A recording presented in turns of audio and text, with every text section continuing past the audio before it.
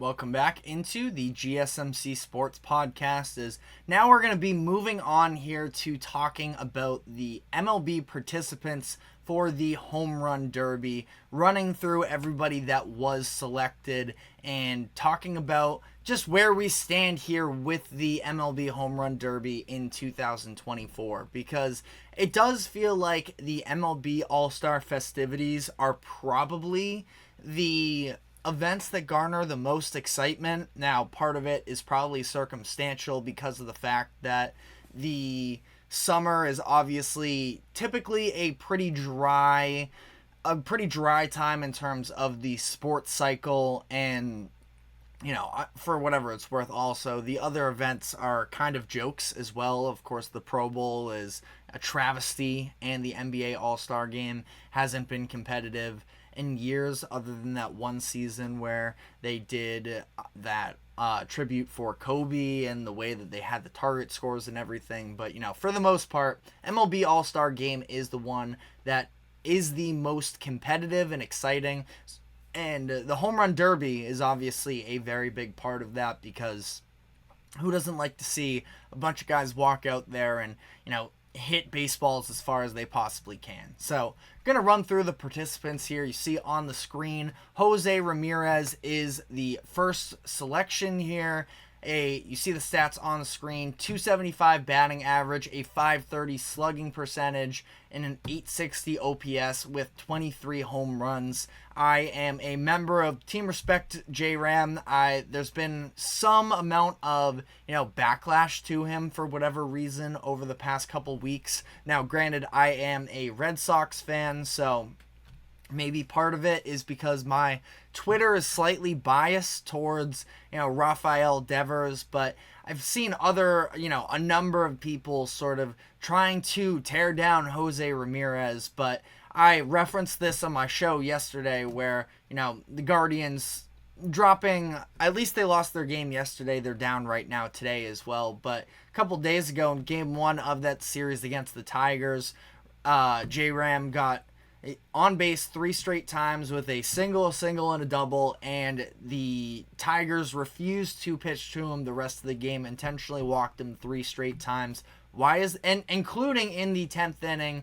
Why is that? It is because of the fact that, he is a scary man to face when you are a pitcher and he is standing at the plate. So, again, 23 home runs on the season. He mashes, and he is absolutely deserving to be in the position that he currently is in. Next up, we have Alec Bohm of the Philadelphia Phillies. No surprise here that the Phillies had to, considering that they are the best team in baseball right now, they have been for the entirety of the year, that they were going to have a representative. Now, you see the 11 home runs with him. Obviously not somebody who has been, totally smashing it out of the park all year long. He's getting his first ever start, I believe, in the All-Star Game this year, and well-deserved. 292 batting average, 481 slugging percentage, 824 OPS. I mean, Bohm is an incredible player. A little bit of a winding road for him to get to this place.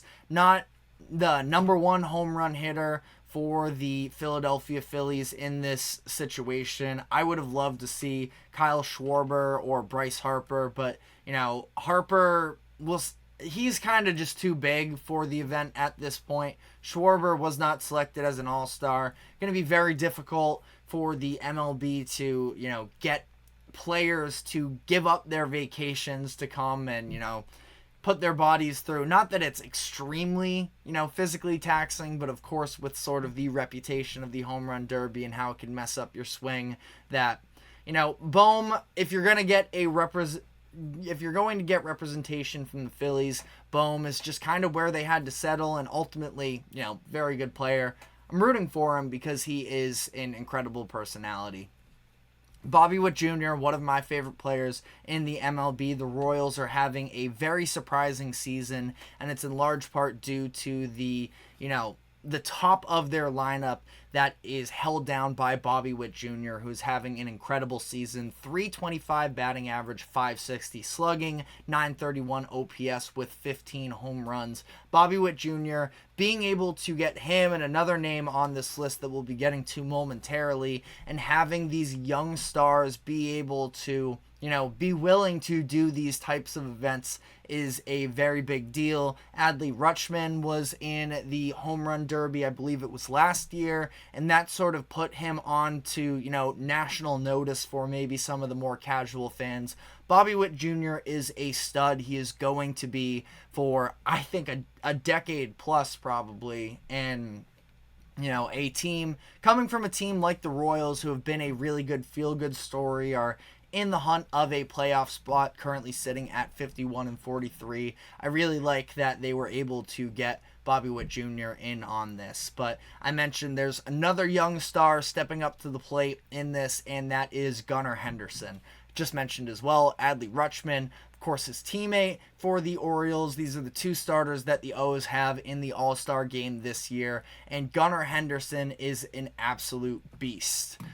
Both playing the same position as well, shortstop, so Henderson ended up edging out Bobby Witt Jr. for that starting spot at shortstop in the American League, but two incredible talents. You see the stats on the screen for Henderson: 292 batting average, 594 slugging, 975 OPS, and 27 home runs. I gotta be honest, when he came up, I knew he was, I think he was the number one prospect as he was coming up. I didn't know he had this type of power behind his bat, and it is fully coming to fruition here. Of course, won Rookie of the Year last season, and, an incredible player. Again, being able to put him and Bobby Witt Jr. on a pedestal for this event are the types of inclusions that I think that this event really needs, because as we get further down in the list, you'll see there was maybe a little bit of desperation from the MLB in terms of who they were looking to select.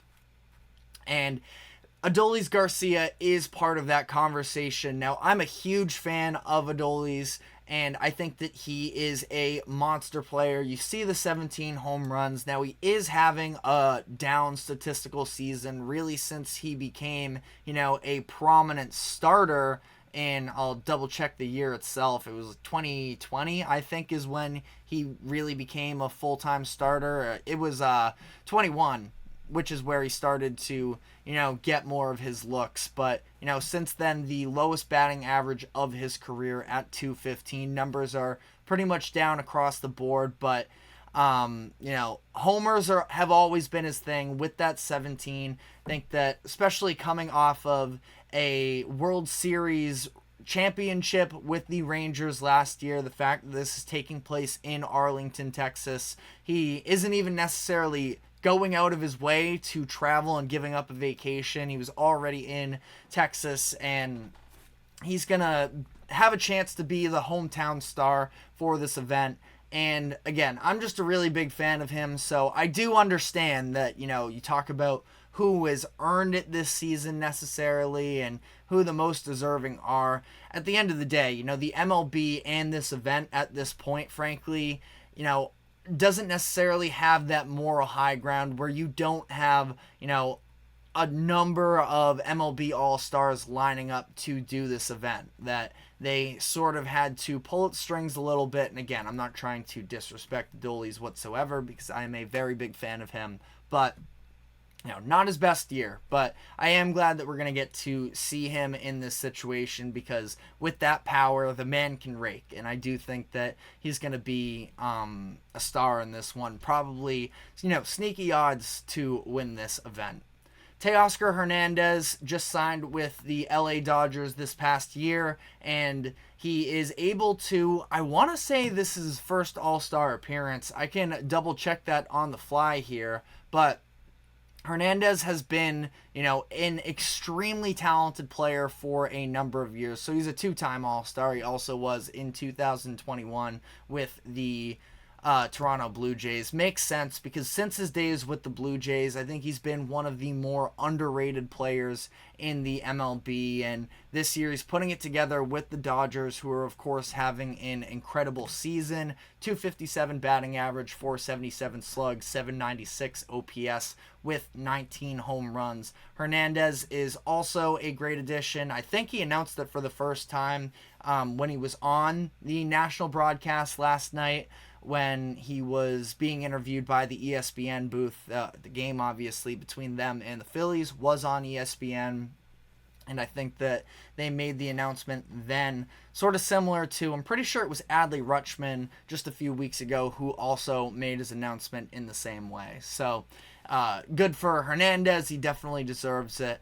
And then the last one here, Marcel Ozuna. If we're talking strictly baseball, he absolutely deserves it. You see the numbers: 296 batting average, 568 slug, 942 OPS, and 24 home runs. I believe he leads the National League in RBIs this season, and he is, having an, borderline MVP caliber year. Now, Shohei is in his conference, so that is always going to be a tough thing to overcome, but obviously, the off-the-field stuff with Ozuna that I don't want to dive into too much because I know, the blanket details. I don't know everything about the situation, so I don't want to misspeak here and get myself in trouble.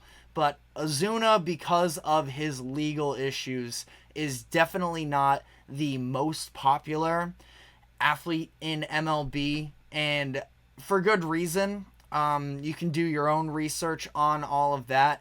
And I think the fact that he is a participant here does sort of go to speak to the level of desperation that the league has, because for somebody to be arrested on suspicion of domestic violence, to be put up on the stage, in front of the whole crowd and introduce him and give him this, big ovation and everything, it feels very weird, and I think that, the majority of MLB fans are probably hoping that he doesn't end up winning this thing, because it is a little bit of a gross conversation that's going to come with that. And the fact for the MLB to even put themselves in this type of a situation, to have somebody do the things that he did, to be caught on video with, other issues as well outside of the domestic violence, it is not a very good sign for kind of where the MLB is at in terms of enticing their stars to participate in the Home Run Derby. I think that it sort of goes to show that the league needs to maybe incentivize it a little bit more. I think it's $1 million and maybe a truck or something along those lines for winners of the Home Run Derby, but probably have to, pay them to even participate and maybe up the ante a little bit. But let me know whether or not you in the comment section have any better suggestions as to how the MLB can better incentivize this, because again, with this situation, it's not going to be all pretty when this comes out, and there's going to be a very large elephant in the room when Ozuna steps up to the plate of what should just be a fun event, and there is a little bit of kind of gross conversations that are going to go along with it beside the event itself. But let me know how you feel in the comment section. We're going to be taking our final break of the show now, though, and when we come back on the other side, I want to dive into Angel Reese, who is, of course, the WNBA rookie phenom. She has this historic streak going on of 14 straight double-doubles, which is without a doubt impressive, but the way that she went about it in yesterday's game to extend it to 14 just sort of further goes to show why some of these double-doubles, triple-doubles are a little bit overrated, and why I'm not necessarily in on Angel Reese quite in the same way that other people are. So stick with us, and we will be right back after this quick break.